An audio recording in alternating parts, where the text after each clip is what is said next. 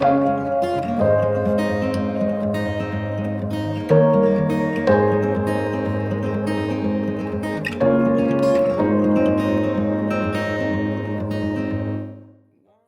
I'm going to be talking to Luke Jackson, professional songwriter from Wexford with an incredible global reach.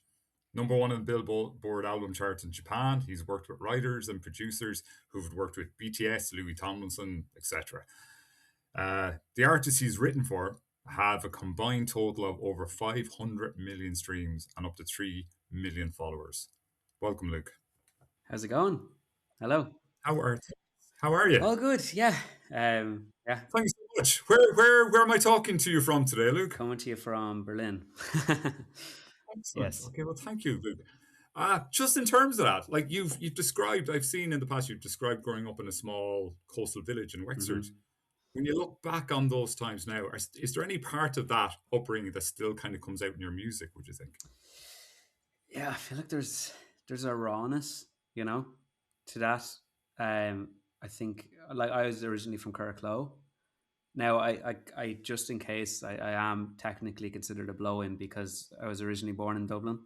I tried to keep that one quiet, but I moved down at the age of like 3 or something. So um, Okay. I went down to Curracloe and kind of grew up there, by the beach and all that kind of stuff. So I think that gives you, I don't know, there's a certain rawness to the kind of music. When you come from an area like that, you don't come from like a big city or anything. It's like yeah, there's something about having that coming from like a humble place, and there's so many beautiful places around Wexford like that. Um, and yeah, I think it comes across as a very like it's a place where you can go, especially Carlow, you can go and just like breathe in the air, and it's very mindful, and as you know yourself, it's just so many like the Raven and stuff. It's just some beautiful places. I think places like that would have a tendency to pull the authentic out from you. 100%. Something so vast, something so It big. makes you think, you know what I mean? And that's obviously where, sure, I remember like walking through the Raven, and there'd be songs kind of coming into my head and stuff, because that tends to happen. And it's just a very inspiring place. And then more recently, I've living in um, close to Kilmore and kind of near Kilmore Key and stuff. So I actually found out recently my great grandfather was born uh, in Tom Haggard, and he thatched a lot. Oh He wow. thatched a lot of the houses down in Kilmore Key. Um, so the houses obviously they've been retouched probably a million times, but he was kind of a thatcher and also a musician. Would have played around the area, would have played in like the Green Acres pub and in Milers and stuff like that. He was just went around on his bike with a whistle in his pocket and his paddy cap on and played music and thatched houses. And when you found out that, like, could you get that sense of that kind of connection? 100%. Like there was just it's like a you feel connected to the land, and it just you just feel a certain connection that I think it's unmatched. You know what I mean? I don't know if it's just an Irish thing or something because we can I don't know if we can like trace back everything's so small, so you can trace back fairly easy where people are from and stuff like that. So it turns out that like where I live in like in Wexford, like last few years, Yeah. it's like basically a stone's throw from where he was born. So every time I'm in Kilmorkey, I always think of him, even though I never met him. Of course, I think he died in the late '80s. So, but like, But that connection piece, because much of your music is deeply personal, would you agree? And do you feel that comes out from that? yeah, I think so. I think like I think I've always just been that type of person who's just tried to be as personal as possible. You know what I mean? I think there's a certain. I think had to learn that along the way though. I wasn't always like that. I think naturally you don't want to share everything too much because especially when you're growing up and when you hit those teenage years, you kind of don't want to share too much. You kind of just want to be cool and and write about cool things. You don't want to be too personal. For the fear of coming off uncool. But I think as you learn that authenticity is where it's at. You know what I mean? And it's that connection point. And like to leave yourself that vulnerable, is that something that did that just come with time, do you think, or does it just emerge with age? Uh, I think it. Yeah, I think both. You know, I think both, and it's funny because like I obviously write for artists now primarily, Yeah. and I always encourage them to, because a lot of time I'd be sitting in the room with the artists, you know, so I'd be encouraging them to really like speak their truth and don't be afraid to say anything, and if it feels uncomfortable, then you should be writing about it. You know what I mean? And if it feels uncomfortable, that means that it's the right thing to talk about. It's the right thing to write about. You know, whereas you know I used to struggle with that when I was initially started writing when I was a lot younger, you know. But then as you grow up and as you learn and as you write more, I think, and I learned a lot of that in college as well. I went up to Ballyfermot College further education. Awesome. Uh, Yeah. Damien Dempsey was there, Wallace Bird, Mundy, uh, a lot of other artists. But yeah, I learned a lot there about like the kind of importance of authenticity as well, you know. So I just moved forward with that. And in terms of being able to connect, like you've connected with, you said, in terms of that almost mentoring or working with people from across the world, Mm. for you to be able to draw on an emotion that is perhaps very much grounded in a sense of Irishness, how do you find that piece to be able to bring that for other people who could be in Japan, Yeah. in Berlin, in I Germany? like it works better with What's that look like? the Irish artists I work with. Definitely is easier because and I see that difference. It's so mad because I see the difference when I'm working with the Irish artists. It's like they just have this thing where they say more, you know, and they say what's on their mind just a little bit more than the majority of other countries. But yeah, I think it's a thing where yeah, trying to get that out of people. It's more of it definitely is more of a collaboration than a mentorship. Like we are working together, learning from each other. You know, there's usually a producer, Okay. I'd be a songwriter, and then there'd be the artist, and we just work together and try just get the most honest thing we can possibly get, uh, while also sticking to their style and making sure they're kind of the whatever artist it is, their brand comes across, and they're like, you know, if they have a big fan base, it's kind of like what the fan base kind of is used to in terms of style of music and stuff. But try to make it authentic because you can still write really upbeat, happy songs while being authentic as well. As you know, people just think authenticity equals sad music. You know what I mean? But it can be both. Yeah, It yeah. can be both. You know. And like I think I saw a quote somewhere from you that a song once came to you while you were riding through the mountains. Was it between the Chinese Vietnamese border? Did I read that somewhere? Yeah, that's true. Uh, I was in Vietnam there, 20 the end of 2024, and right. yeah, yeah, I was just And would you have thought that was anyway a connection to the place, or were you so inside your own head and just in a place that yeah, something else just came in? I think like songs come everywhere, and I think you have to live in order to get the songs because it really does feel like that thing where it just pops into your head. You know what I mean? And if you feel like a vessel, you know, where just an idea pops in, and you just have to note it down somewhere. You know, I think it happens to everyone in different ways, but when you're a songwriter specifically, you just it's just a melody or a lyric or a title or a concept will just come if you're just living your life in general. Like a lot of ideas like come in the shower, you know. When you're just doing the most mundane things, an idea will just pop up and yeah, it will inspire you to write something, you know.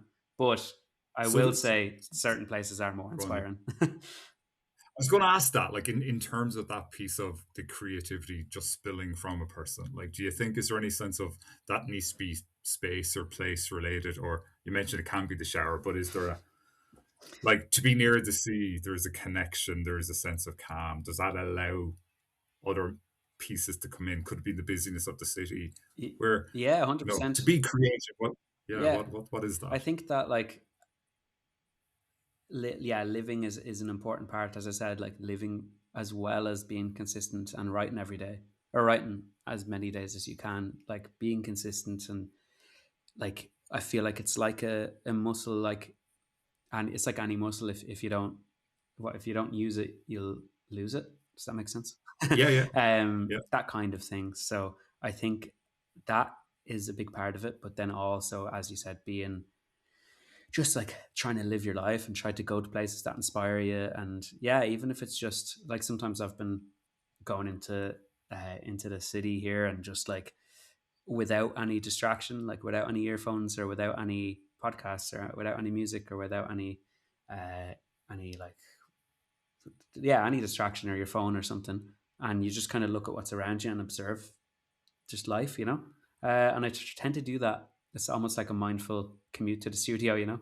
And it's kind of a thing where you get to observe other people and you kind of observe your surroundings a little bit more. And you don't have to do it so like, I don't think I do it so like obviously. I think it's just a natural thing. You know, I'm not there in the corner like, you know, you know, it's just a I must. yeah. Yeah. I think it's just a natural thing, and I think that paired with the consistency of just writing whatever comes to your mind every day and just trying to, no matter how good or bad it may be, just write something every day.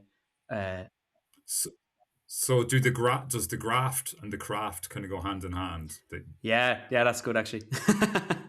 I might use that one. Yeah, because I see that like there's a lovely little emerging alti scene again here in Wexford, and it's great that generation on generation it seems to keep happening in Wexford. There must definitely be something in the water here. Mm. But like I would never ask anybody who's established to give advice to maybe the younger ones coming through. But if I was to ask you, you know, what is it? Is it that like you've been a worker as long as I've been aware of your existence in music? You seem to always be doing. Yeah, yeah, I think look, generally I think we're all just trying to figure it out.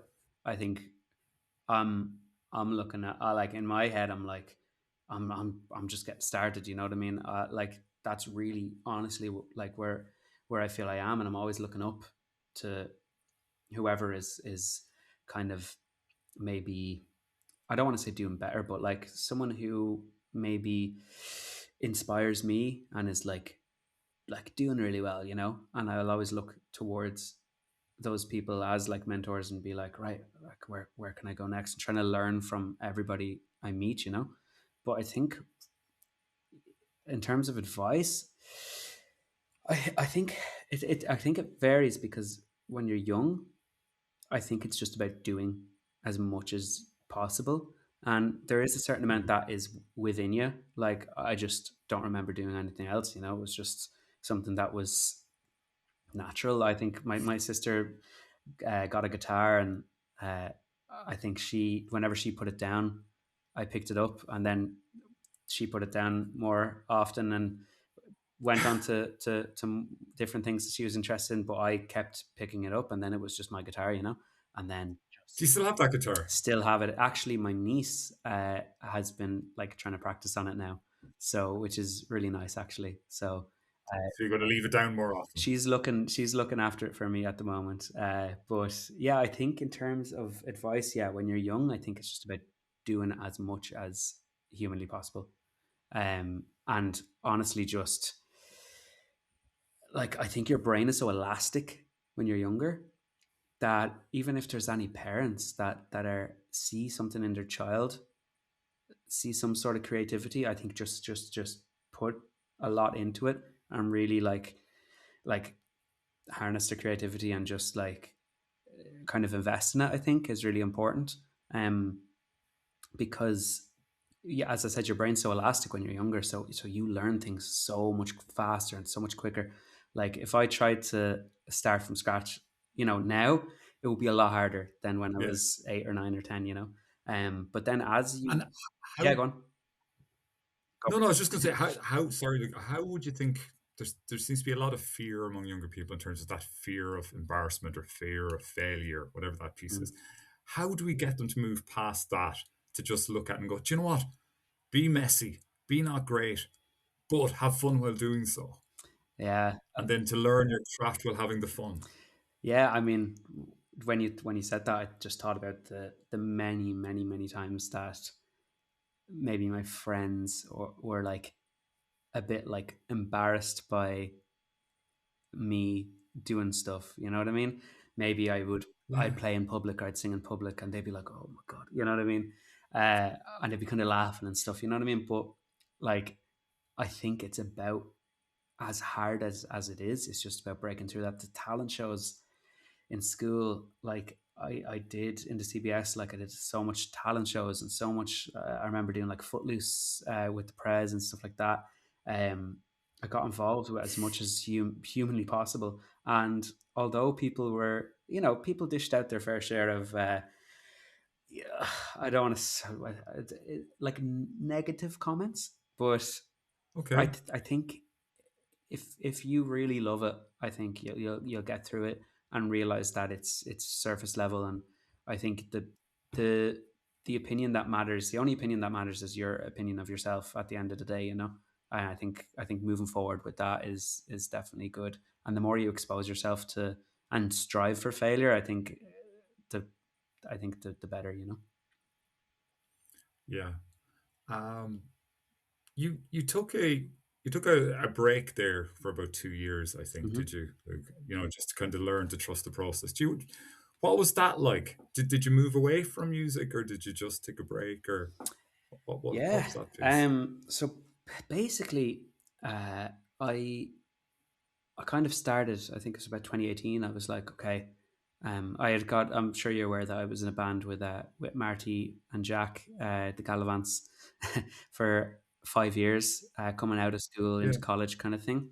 And when we kind of, now we still talk every day, by the way, but, and we just performed at the Fla there, just gone, which is a reunion. That was very fun.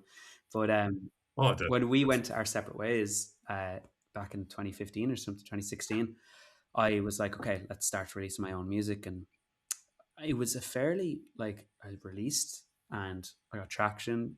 And it was just like a natural progression. 2018, 2019, I was doing Mm. tours with Christy Dignam, like literally sitting in the green room with Christy Dignam for 2 hours after the gigs, talking to him, and he's given me some of the worst advice I've ever heard. By the way, What was the worst of the worst advice he gave you? yeah, he's like, get the limo, take everything you can, and just and go with it. You only get one life, kind of thing. And I was like, oh God, I don't know whether that's the best financial advice I've ever got, but he did obviously give me a lot of great advice. But yeah, I was doing some dates with him, like Wild Youth, Gavin James. Like I was doing a lot of like supporting, like I remember Hudson Taylor as well, just going around doing festivals. And it was a natural like thing where like my music was starting to gain traction. I was getting a lot of publications were kind of talking about me and stuff like that. And then it hit 2020, and I was very much a live artist, and obviously it Okay. went downhill there pretty quickly for a lot of people. But then I think I couldn't get out of it the same way as a lot of other people could who were in my position. Um, and the music industry changed drastically during those years where everything kind of went down in terms of TikTok really kind of became so influential in the music markets and stuff like that. Uh, and it just wasn't the case before COVID and stuff like that. So I was trying to get to grips with the new industry and stuff. I did have a deal kind of on the line with a major label as well, who were very interested in me at the time. And then, Mm. I mean, we were talking for 9, 10 months, and they kind of they just, I think it was 2021, they just like pulled out the deal, and they were kind of more focusing on signing artists from TikTok. And yeah, so that really, and then my one of my shows, my live shows, had to get cancelled as well because uh, I had did sold out Whelan's show in Dublin right at the end of 2019, and then we booked another one for 2020. Uh, Okay. then the tickets went on sale for that, but then COVID happened. Then they went back on sale. Then they had to go back off sale and back on sale. It was really messy, and that affected the sales. And basically they cancelled the show. So between that, getting the deal pulled from me, I just have to. What was the emotional impact of that? That's a lot in the space of there was a trajectory you're on, and then it was kind of Yeah, cut. yeah. What was that?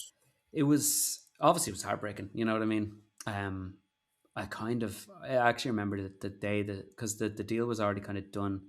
It was already gone from under me, and then the show got cancelled. And I do remember just like head and hands kind of moments, sitting there in the bedroom, just like, you know, uh, there was a few tears, and like, just like, what am I gonna do? You know what I mean?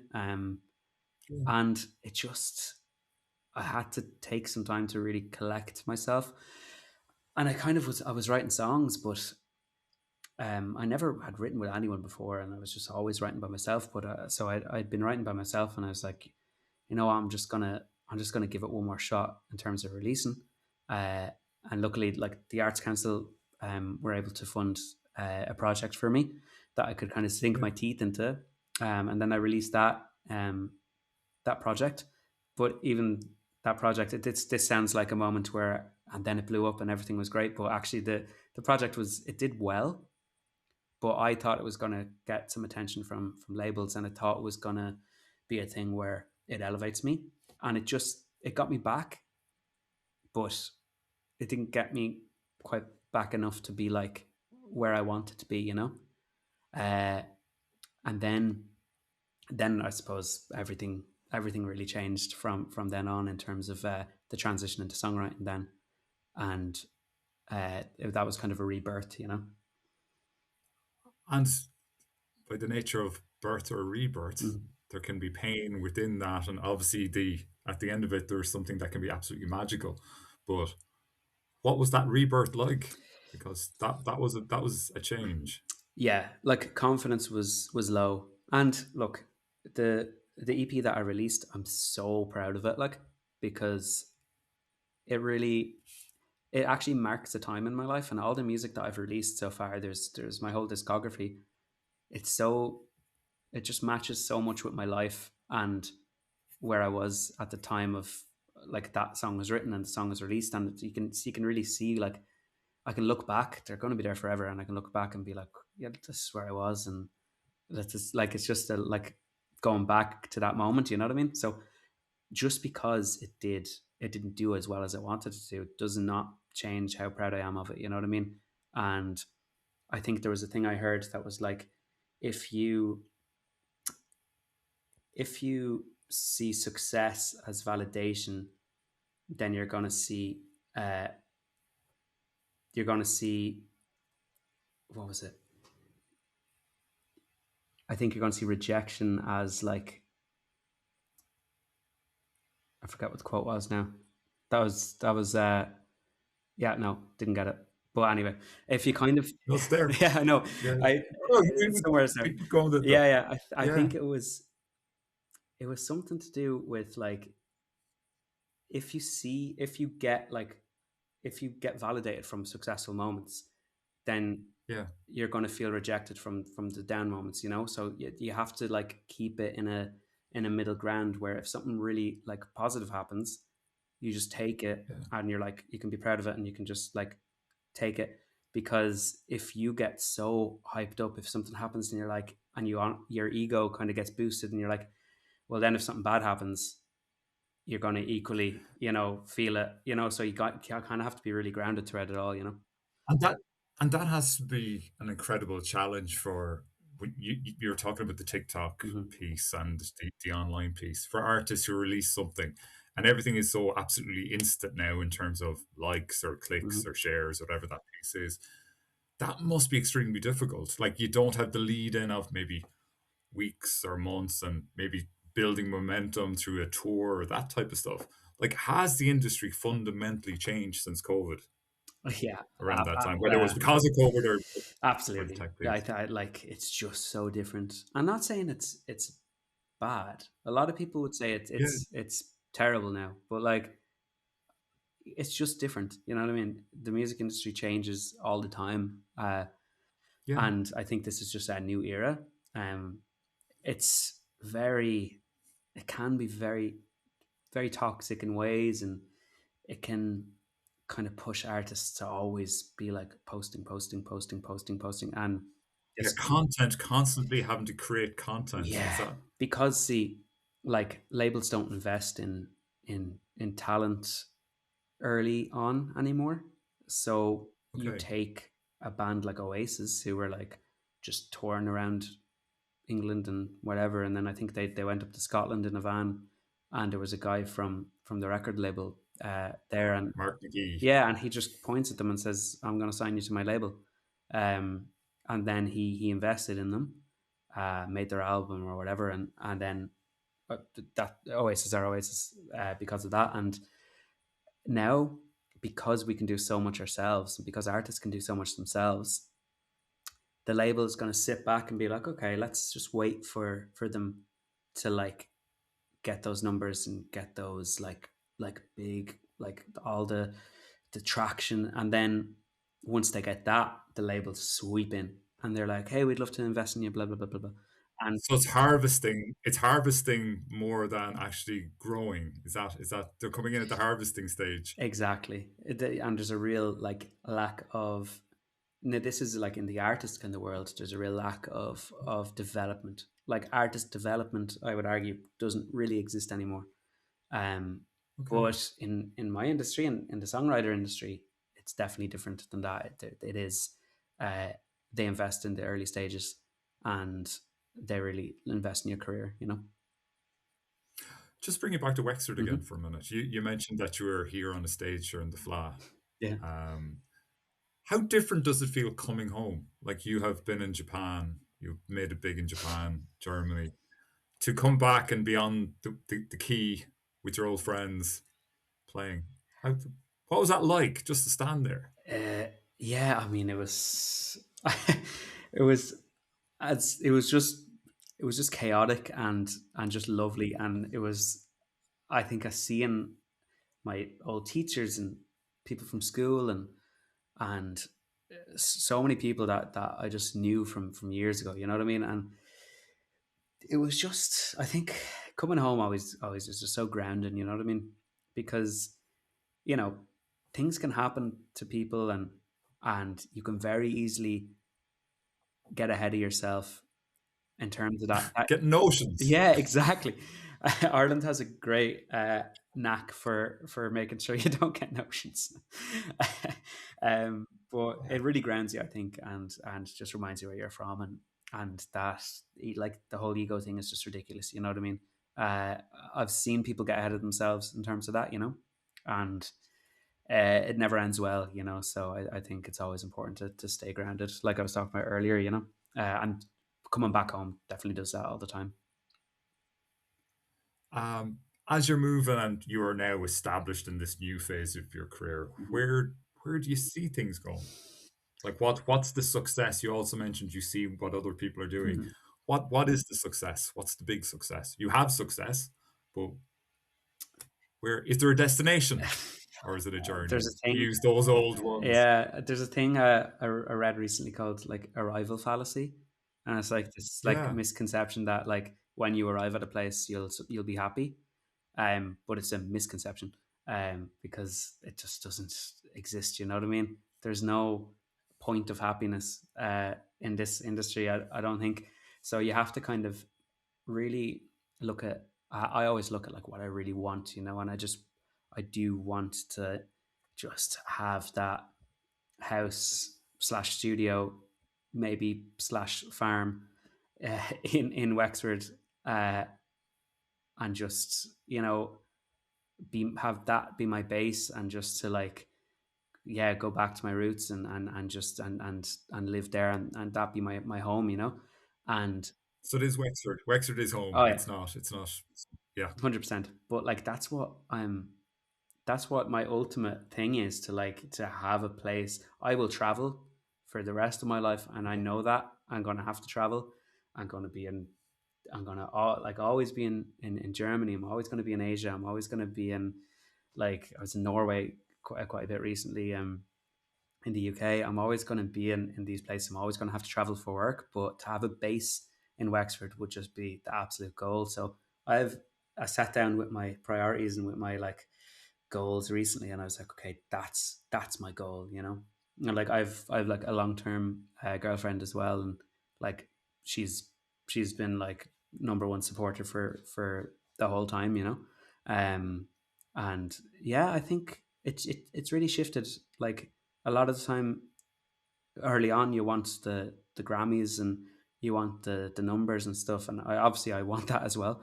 Especially there's songwriter of the year now at the Grammys the last 2 years, so I'm eyeing that up. But um, Okay, but obviously you have to aim high. But absolutely. I think the main goal would just be that, like, be just being comfortable, you know, and just you know, I think that's everyone's goal. You know what I mean? Like, this is just a job, like any other job. Especially, like, I would argue that artists do have a different kind of thing where it's that this public facing thing. Um, Yeah. and I'm definitely not ruling that out in the future and stuff like that. But like right now, I'm in the songwriter industry, so and the music like publishing industry. And with that, it's yeah, I can kind of look and see the trajectory and what I want to do. So yeah, I mean, just work with more artists, get more cuts. You know, obviously the album that I worked on went to Billboard number one in Japan, and like more of that would be great. And just more songs that connect with people. Like I've got a song coming out on Friday. Uh, It's What's that song? sorry, Yeah. it's tomorrow from the time we're recording here. It's Yeah, yeah, yeah. called Irish Goodbye by an artist called Aimee. She is from Dublin, but like the song is basically about her grandfather who passed, and it's just this like really deep personal song. And the way he passed, it was like it was the way he used to leave the pubs. It was just Irish Goodbye, you know. He just used to leave, and that's kind of how he passed, you know. So Oh wow. yeah, so this is the kind of music I want to be writing, and uh, to do more of that and to connect with people. I know people are going to connect with that song. So, and Aimee just delivers it so beautifully. So I think that that's what I want to do more of. That's a goal as well, to just write more music that connects. You know. And who is the big fish that you would love to collaborate with? So you've mentioned like Yeah.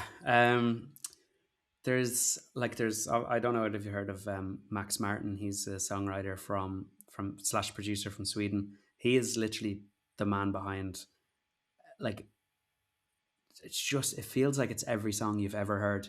Um, it's just, if you look at his discography, it's absolutely unbelievable the songs he's written. Same with Ryan Tedder as well. He's from the States. Like he's actually the frontman of One Republic, but he's written like Halo by Beyonce. oh You know, he's like he's oh, wow. Okay, you okay. know, and he's like, this is the thing with songwriters, they're behind so many tracks that you don't even know. You know what I mean? Um, yeah, so those two would be definitely up there. Um, in terms of artists, like God, I like I know I'm a big fan of Bon Iver or Bon Iver. He's kind of this, Yes, I saw that. yeah, Yeah. and like I mean that's just like his music is just like a constant, like it's like a flow of just creativity, like just flowing through the music and stuff like that. It's just like really excites me. So yeah, I think, and there's a lot of Irish talent as well that I really want to work with. So just as much as possible, honestly. Okay. Yeah. I'm going to end on an absolutely non-music related Okay. question. I've just pictured you still in that farm. So, what's on the farm? Are you going to become like Alex James and like become a producer of like top-notch cheese, or have you animals you want to have on that farm? What does that look like? I would leave that up to my girlfriend now. To be honest, she's more of the animal expert, but I would love to have a few like golden retrievers first off. You know, I think a donkey would be very appropriate. Um, some horses, and yeah, I'm not sure. I want to be able to look after them all. You know, it's a big responsibility. So I think donkey, horse, Yeah, dogs. I think those three we can start off with and go on from there. working So out. yeah, I'll need to write a few hits before I can do that now. So that's that's Well, the goal. And I'm recently well, I'm currently signing with a major label now, um, for a publishing deal. Uh, oh, and excellent. don't think I can say right now who it is, but you'll find out by the time this is out. Probably, I don't know, because Oh, we're excellent. still in That's the we're in the late stages now. But So that's really exciting for my future. It's like going to be the next few years working with them, and them just like pushing me into the world of music publishing, and writing with other artists, and getting me into those kind of bigger rooms. And obviously, music publishers collect your royalties worldwide as well. So what a lot of Okay. artists don't know, and a lot of young people don't know, is that like your royalties are getting leaked and getting lost in the world. Like if your song is played in a bar in Albania or something, you mightn't see that if you don't have a publisher to collect it for you. So that's also really important on getting everything that you're owed. Especially in Japan now that I have that, it's important to have someone there to collect it for you. So that's another thing I would say. Um, about when you get to a stage where you're really feeling like you have traction as a songwriter, and you've written some songs and you've collaborated with people and you think you're pretty good, get in touch with publishers. There's no harm in just DMing publisher if you're really confident in what you have, and Yeah. getting in touch and getting some feedback, getting some meetings. I think it's just really important. Luke, I want to thank you so much for your time. Yeah, as I said, That was really fun. I enjoyed that. yeah, Thank I you. said I wanted to, as I said, I wanted to do the podcast just because, yeah, you're like a really important voice in Wexford and stuff, and everyone in my circles kind of like really, you've got such a good reputation for helping people, and for yeah, for just like taking care of people. So that when I immediately heard your name, it's just like I wanted to get involved. So thanks for having me. I, Luke, I really appreciate it. that's very kind. Okay, take care and thank you. Lovely stuff. Thanks very much. Talk again. Cheers. Bye Thank bye. you. Cheers.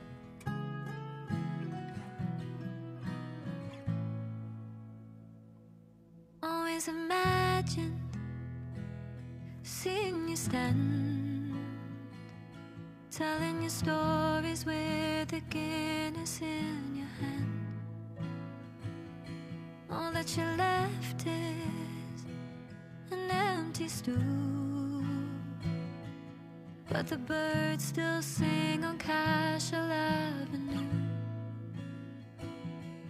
Still trying to find a way back home to you.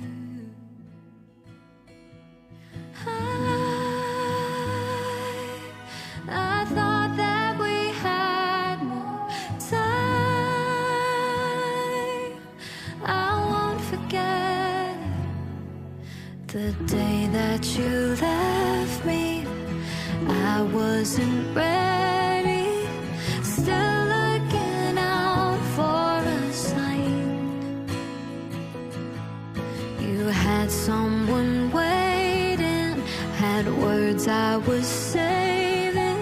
You left like you did every time. It was an Irish goodbye.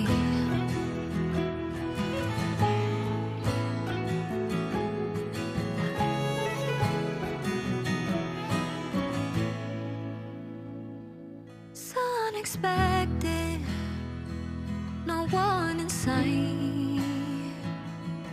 You were there and gone in one blink of an eye. Always had something in your pocket, always had charm, you never lost it. You'd give your last breath if I was losing mine.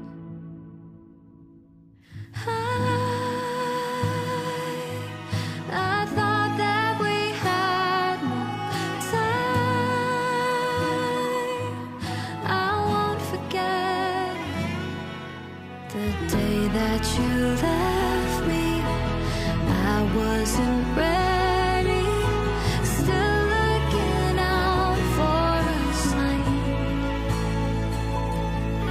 You had someone waiting, had words I was saving. You left like you did every time. Now I keep something in my pocket. I know what love is now that I've lost it. I guess you never like to say goodbye. The day that you left me, I wasn't ready, still looking out